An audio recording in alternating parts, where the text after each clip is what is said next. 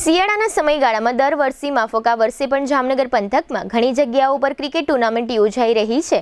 આ ક્રિકેટ ટુર્નામેન્ટમાં ભાગ લઈને સેંકડો ક્રિકેટરો પોતાનો ક્રિકેટ રમવાનો શોખ પૂરો કરે છે। યુવા ક્રિકેટરોને પ્રોત્સાહન દેવાના ભાગરૂપે જામનગરના આહિર એક્ટિવ ગ્રુપ દ્વારા તાજેતરમાં સ્વર્ગસ્થ હેમંતભાઈ રામભાઈ માડમ ટ્રોફી 2025-26નું ક્રિકેટ ટુર્નામેન્ટનું આયોજન ગોઠવવામાં આવ્યું હતું। આ ટુર્નામેન્ટ 23 ડિસેમ્બરથી ખંભાળિયા બાયપાસ નજીકના મેદાનમાં આયોજિત કરવામાં આવી હતી। આ ટુર્નામેન્ટના ફાઇનલના દિવસે યોજાયેલા ઇનામ સમારોહ વિતરણમાં સાંસદ પૂનમબેન માડમ, પૂર્વ કેબિનેટ મંત્રી મુળુભાઈ બેરા તથા દેવસીભાઈ પોસ્તરિયા અને રણમલભાઈ કાંબરિયા વગેરે ઉપસ્થિત રહ્યા હતા। આ ક્રિકેટ ટુર્નામેન્ટમાં કુલ 112 ટીમોએ ભાગ લીધો હતો। આ ટુર્નામેન્ટ 19 દિવસ ચાલી હતી। અત્રે ઉલ્લેખનીય છે કે છેલ્લા 17 વર્ષથી દર વર્ષે આહિર એક્ટિવ ગ્રુપ દ્વારા આ ટેનિસ ક્રિકેટ ટુર્નામેન્ટનું આયોજન કરવામાં આવે છે।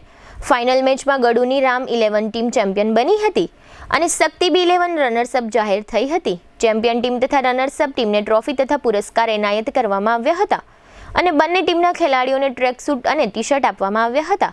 આ તકે man of the series, man of the final match, best batsman, best bowler, અમ્પાયરો વગેરેને રોકડ પુરસ્કારો આપી પ્રોત્સાહિત કરવામાં આવ્યા હતા।